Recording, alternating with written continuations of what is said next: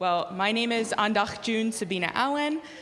We are going to hear a presentation and then watch a film today, and I'm going to let our presenters introduce themselves. So I'm just going to hand it over to them, and should be a really great time. Thanks all for coming. Thank you. My name's Linda Frame, and I am the program manager for Sharing Our Stories, Voices on the Land, which is an Alaska Native education program that's just ending up at Sea Alaska Heritage. This is the last year of this grant, and then it will go again.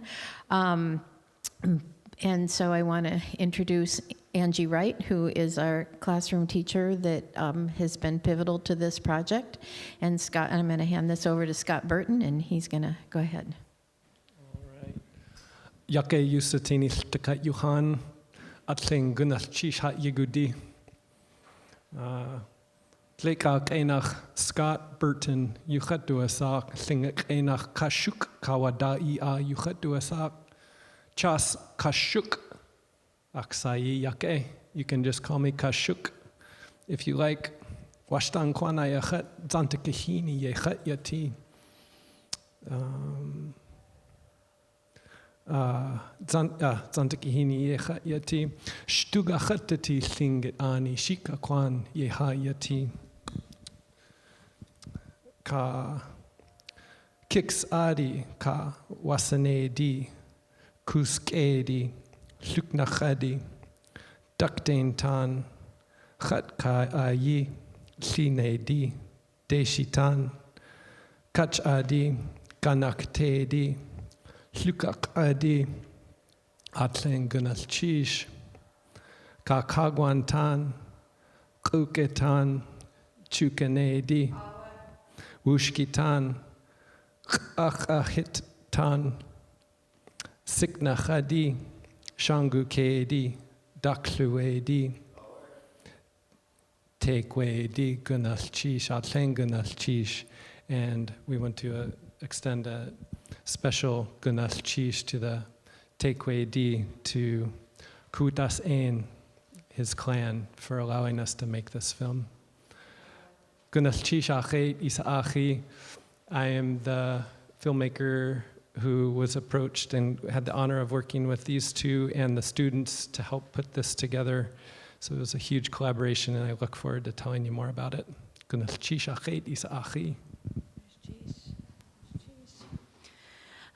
So we want to share with you the effects of having elders in our classroom and how powerful it is. And so we know that having elders is incredibly important to share the history, thousands of years of history, through their stories, through their songs, and through their language. Elders in the classroom provide an avenue for all students to really honor the land in which they live, and that's what Daniel Brown did for my class. We can't break down racism without students really appreciating where they live and who they are living with. And so through this project, we truly learn the impacts of this knowledge with our kids. Koowutyas.ein, Daniel Brown, he was a precious elder that spent 10 years in my classroom. And it all started actually with the students. I had students that had moved to Juneau from Hoonah, and they missed Hoonah. And so they wanted to go back to the Koowutyas in Hoonah, and so I was taking them back to the Koowutyas. They have an end of the year Koowutyas that they do for their students. And so Fred White approached me and said, you guys, let's learn some songs. And so Daniel Brown came and helped my class learn some songs, and it became so much bigger with him. And so when he was diagnosed with cancer, after aggressive chemotherapy, he said that he wanted to come back and be with the students because the students were power. They gave him energy. And he'd always told me that if he doesn't give his culture away, it dies with him. And so he said that for years, that if we don't give our culture away, if we don't share our stories, then the culture dies with me. And so he started coming back into the classroom, And with that time, that's where we get this project, where we needed to capture his stories. Now that we understood that Daniel was dying, we needed to capture those stories. And so that's how this project came up. But the big picture is that the elders, what they provide for our students is so important. And so we're so grateful to have this video, to show this video. I was able to show it with my class before I left yesterday. And as he was talking, just like with past classes, we're repeating the language, we're hearing the stories. And so we are going to share that with you today. All right. As I said, I managed the grant that funded this project. And I had met Daniel because he came to camp and worked with us one summer. And then he started experiencing his health issues. And then when the springtime came, the next spring came along, he was coming into Angie's classroom, and our media center was kind of backed up, and so I asked Scott, hey, would you want to come in and do some recording of Daniel? So we started amassing film during that time, and then in that spring, and then so we had all this film and footage, and then one day Angie and I were talking right at the beginning of the school year and said, what are we going to do with this film of Daniel? It can't just sit in a can. It can't just sit down in the archives of Alaska and just not be seen. And so we wanted the students to share their voice and to share the impact of Daniel. And so that was our essential question.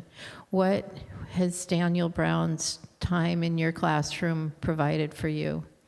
And so I think you'll see through the students' voices today exactly what he gave them. And as Angie said, we can't get past the racism until everybody understands where they are and whose land they're on and who is to be honored in this scenario.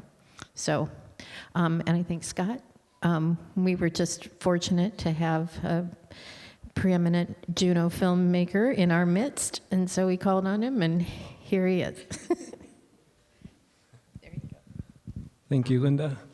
Yeah, let's take a look at this. Have a few slides for you, and then we'll get into the movie. Koowutyas.ein, we had help from Tlingit at SHI with the title of the film, trying to think of a way that demonstrates what we were trying to communicate, and that's what we came up with. So the teachings of Daniel Brown. Just a beautiful shot that you'll see in the film. You'll see an interview with Koowutyas.ein as well. This slide makes me think of Tlingit, and also a big thanks to Tlingit, Heather Mills-Powell, and Kashke. I'm thinking of how big a part you two have been in the Ku'ich in Huna, and I'm thinking of that connection with that. So it was wonderful to think of you. And then I think of working with you, Tlingit, and thinking about Tlingit aaní when we're teaching and respecting each other and our students. So I think one of the important parts of the beginning of our project was building a relationship. Angie had already built a relationship with her students because she's a really great teacher as well. But then I am like this new guy coming into the classroom, so how can I come in and not overwhelm them with tech and cameras and stuff? Well, the trick is to treat them like human beings, right? And build a relationship as humans, and then again, thinking about Tlingit aaní. And then from there, we can do anything together once we are in relationship. So that's my name map from the first day. And just the things that they like, and learning the children's names goes a long way.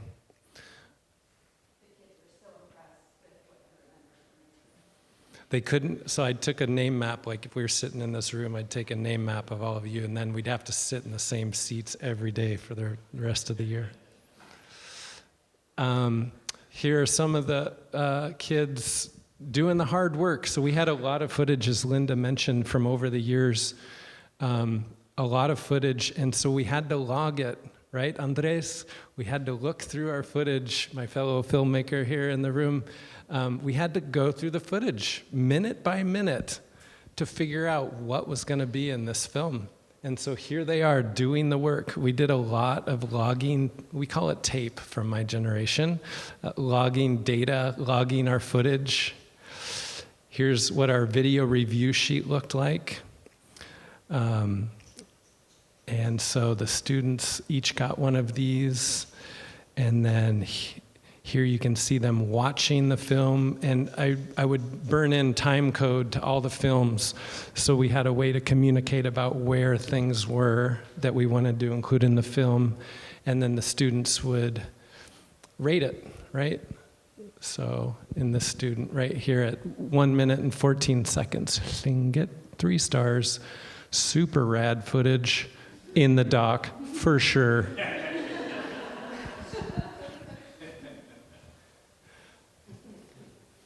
And then we started getting into some of the technical stuff, so how to operate a camera. And I love tech in the classrooms these days. Most rooms have big screens, so we were able to just HDMI from the camera right up to the screen. And so it just made this fun, and we're starting to practice interview skills at this point too. So, and by the way, you two jump in at any time, okay? So we have our camera operator here, and then we have our interviewer here, and interviewee you can see up on screen. And we had practiced this, and again, thinking about Tlingit Tundatani and respecting each other and how to ask questions and make people feel safe, help people feel safe, and that all tied in with Koowutyas.ein's teachings as well about respect. So there was a lot of tie-in between what we were making and his teachings. I love this slide because this is my grip crew who was waiting for this on film day. They were waiting for me on the sidewalk at 8 a.m., carried all the gear in and set it up faster than anyone I've ever worked with. I've asked Angie if I can hire them, but now they're in 6th grade, so I have to renegotiate their contract. And then here we go, right? This is the student crew interviewing themselves. You'll see this scene in the film as well. And it was neat to give everybody, this is our director right here and running the slate. And then, of course, camera operator and interviewer, interviewee, and then our audio team and lighting team are over there. So I'd kind of we'd had different crews rotated in throughout the day, and I'd try and turn off the lights and move them a little bit and mess up the audio, so they had to come in and refix things when they came in. Yeah. This project had so many layers. And so it started out with this sort of idea that Angie and I hatched and pulled Scott into, and when it was introduced to the kids, they got really excited about the prospect that they could be filmmakers and that they could share what they loved about Daniel. And so we cultivated this classroom of 5th grade filmmakers, and it's just so exciting. And as Scott said, these kids would grab the stuff, and it was just fun to watch them because they just went in and they set it all up and they were ready to go. And Scott literally sat back and ate a sandwich. I watched a couple of times. He's like, they've got it. A lot of sandwich eating. Director, camera operator. You'll see Angie's interview in the film. And I like this slide because, you can start talking about shooting at 29:9:7 and 4K, but we didn't really talk too much about that with the kids. I had some amazing teachers when I was in elementary school, and what they did for me was make things like writing fun. They made an experience safe and enjoyable. And now, years later, I learned about frame rates and using strong verbs in my writing and stuff like that. So I think Angie might agree with me. Let me know what you think. But making an experience, of course, safe, but enjoyable. And that's when they're going to go back, right, and learn all the technical stuff. We don't want to let technology stop the process. If technology is too heavy in the beginning, it becomes overwhelming and not enjoyable, and they're not going to come back. That's my theory. I don't know. Angie, do you have anything to add to that? Okay. So here's an alum of Daniel's from years ago. Came in for an interview, which was pretty neat for these kids to interview high school students. Yeah, that was fun. So when we found out that Daniel was sick, I actually ran into a couple of my former students or families, and I let them know. And so these are kids that are now juniors in high school, and they are devastated that this elder that they worked with 10 years ago was sick. And so I asked if they wanted to be involved in the project, and they did. So they got out of high school, they showed up, and they let fifth graders interview them about their experiences that they remember 10 years ago. And so some of them made the cut, other ones didn't. But it was cute that they'd be standing there. And it was good processing for them, too, because they were talking with each other and sharing different experiences that we had with Daniel. How are we doing on time? Okay, sounds good. All right, more pictures. Here's us editing in class. So you can see the students are driving, and we're working with Adobe Premiere Pro, which is what I use for my professional work. And it was a neat experience, I thought, to give them a taste of that. I ended up doing a lot of the editing back at home in my studio, but we did some pretty serious stuff right here in the class. Lots of laughter.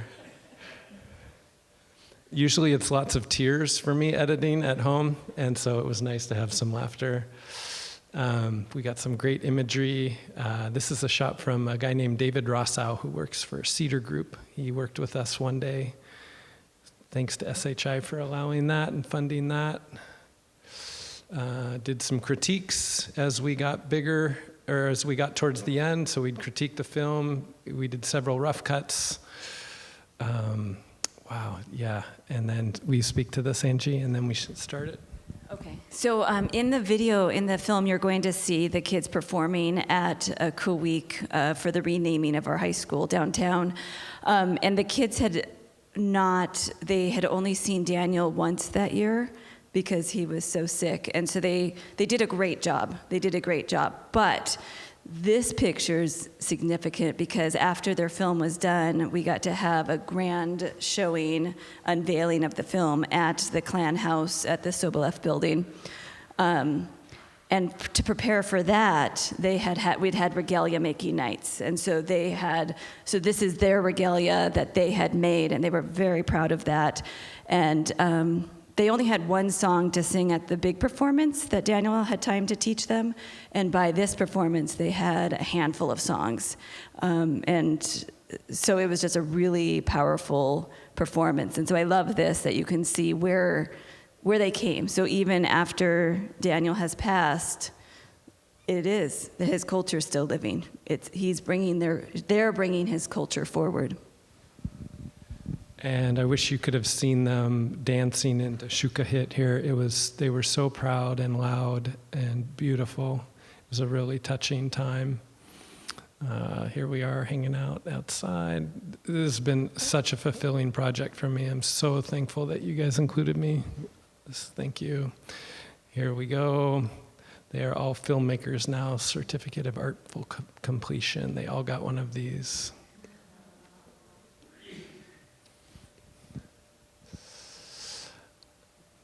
All right. The original project was, the original idea was we're just going to do a 10-minute video. At one point, Scott said, do you think it's okay if we run over? And I went, yeah, sure. And he said, how about 20 minutes? So here you go. Hope you enjoy the film, and I hope we have time for questions at the end. If not, we'll be around all week, so please find us.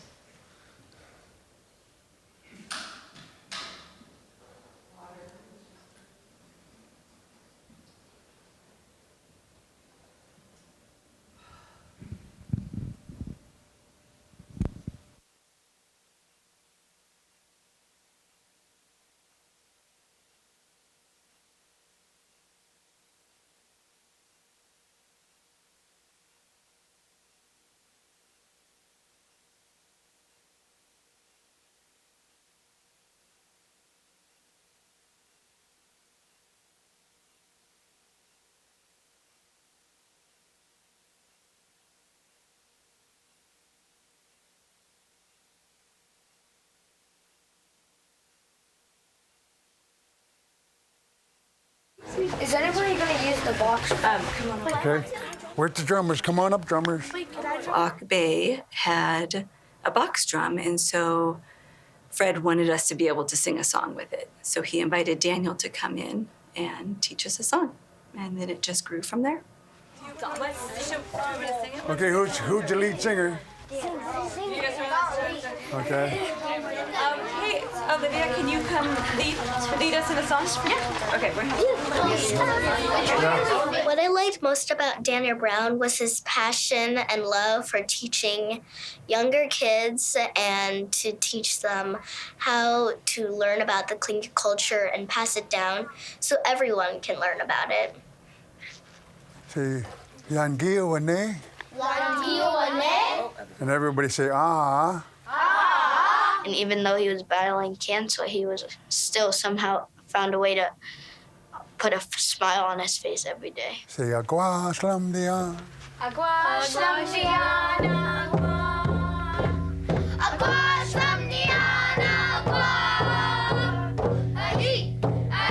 There were children who were like having troubles, and he'd come in there, and all of a sudden the problem would just resolve itself because everyone just loved him so much.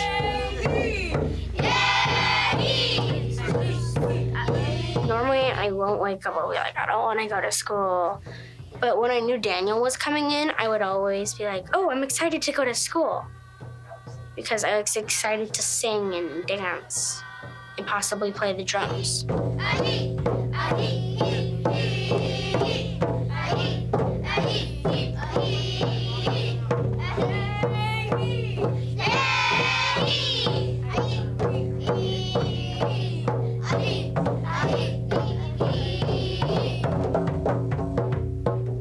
Ucha!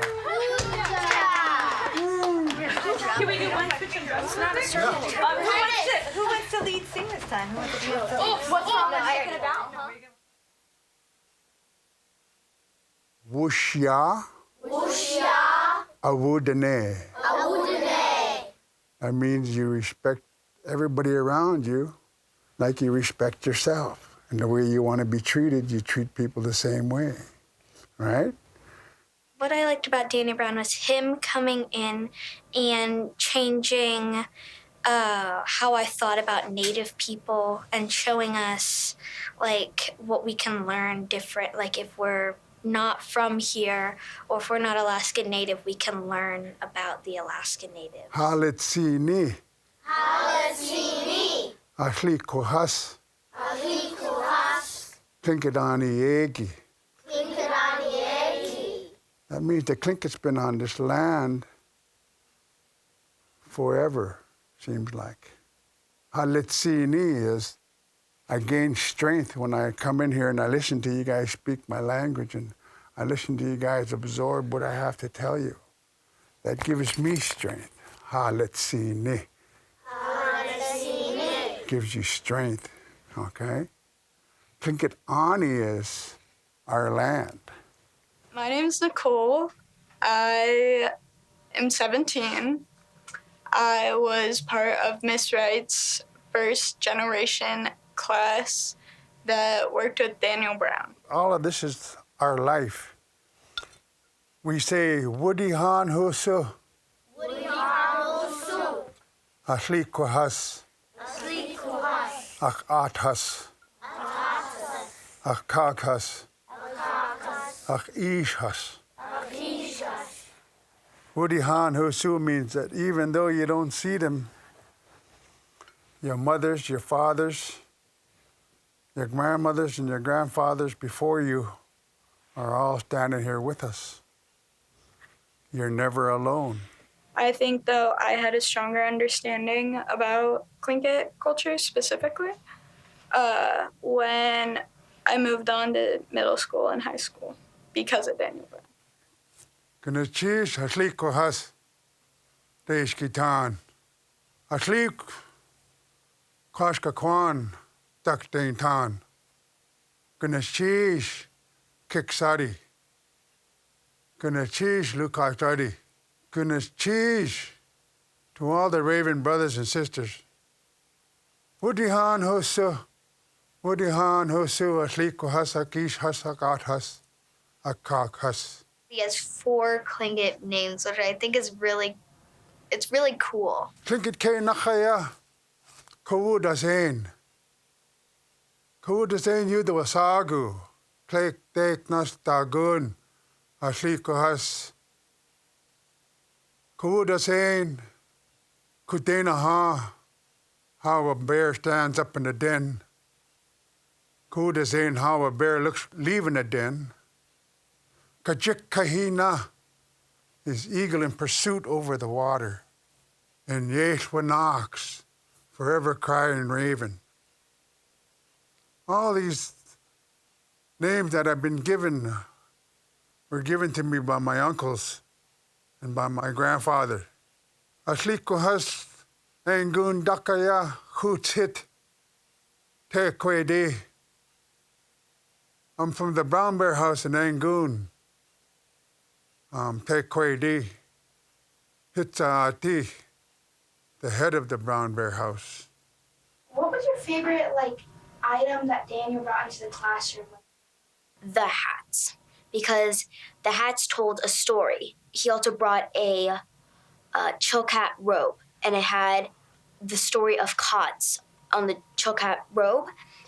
Even though one hat survived the bombing of Yangon, it's priceless. Even though someone would say, oh, I'll buy it for 7.5 million. Too cheap. It has to be more because it's so priceless that no one can ever buy it with their money. This one here survived the bombing of Yangon. Why did they bomb Yangon? They had a whaling company that sat right outside Kilsnawu. In order for them to hunt in our land, they have to employ us first. Or they got to pay us to be on our land. They employed a shaman. Remember, there's 2 types of shaman. And this was a aaní shaman. And when he is harpooning the whale, it has an explosive device on the tip of the spear. So when it goes into the whale, it'll kill the whale, and then they'd harvest the whales. That's all we had for electricity was whale oil lamps. We didn't have electricity. We didn't have running water. So here they are. The shaman gets killed. So when the shaman died, we asked for restitution. Restitution is when they get something in exchange for something they lost. So we asked for 80 blankets. Owners of the whaling company went to Sitka and they told the United States Navy over there, they said that we're in an uprising and we're going to kill everybody. And all we had as a hostage was the whaling boat.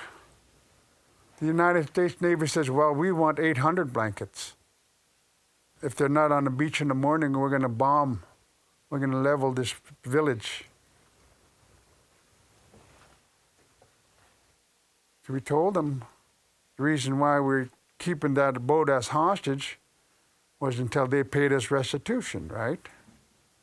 And they said that we're going to bomb the place in the morning.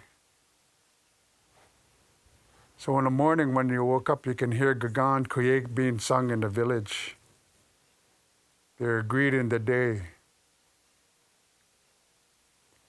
The captain came ashore and all we had was 80 blankets and we put it on the beach. That's all we could pay. The captain came ashore, he said, I said 800. They went back and they started to bomb Yangon. They bombed the food caches, the houses. 3 of those children were girls. They died in that bombing. We haven't done nothing wrong. My grandfather says it's a time that we're convicted of a crime we never committed. Pretty disappointed in America because, well, I know they didn't really respect Native people back then, but that's pretty disappointing to bomb a town full of Tlingit elders, and it's very sad and depressing. God create takes away all the bad feelings, all good feelings come in. The sun shines, you feel warm inside. And when you sing the song, you sing it the soberness. You sing it with pride. And I like the way the drums come in like that, and it's steady.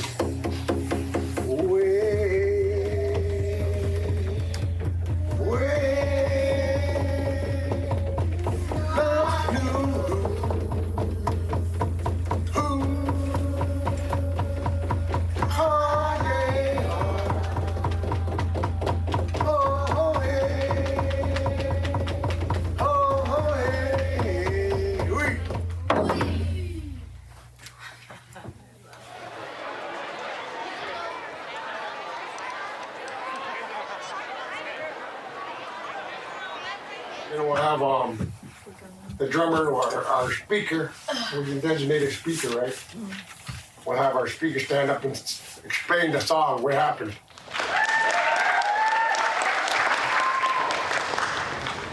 Our elder and friend, Daniel Brown, took his last final walk in the woods on November 10th.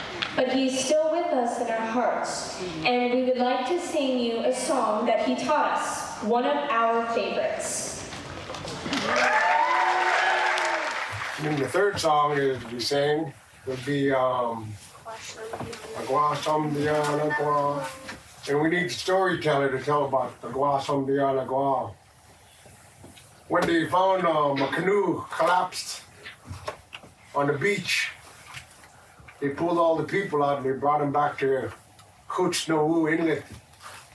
And they fed them and brought them back to life, and then they sent them back home with their own canoes and paddlers. And when they got home, these 3 people wanted to come back and thank them. So 3 people that showed up were all chiefs of the Simpsian. And they gave us blankets, they gave us drums, they gave us gifts. And we didn't want none of it. We didn't want that. We don't want a drum, we don't want a blanket, we don't want nothing. We want those songs. So when they took the songs, their grandfather was so smart. He says, I'll always be able to share this song with my grandchildren. I'll always be able to allow my grandchildren to use this song forever. It doesn't deteriorate like a blanket, like a gift. It's a song that was given to us. He was very kind and very patient, and he took his time out of his day, even though he knew he was dying, to come teach us. He said once, if he dies without teaching us, then his stories, they'll die with him. So by teaching us, I think he successfully lived on his heritage. So you guys come a long ways. I'm really proud of you guys. You guys made me real strong today.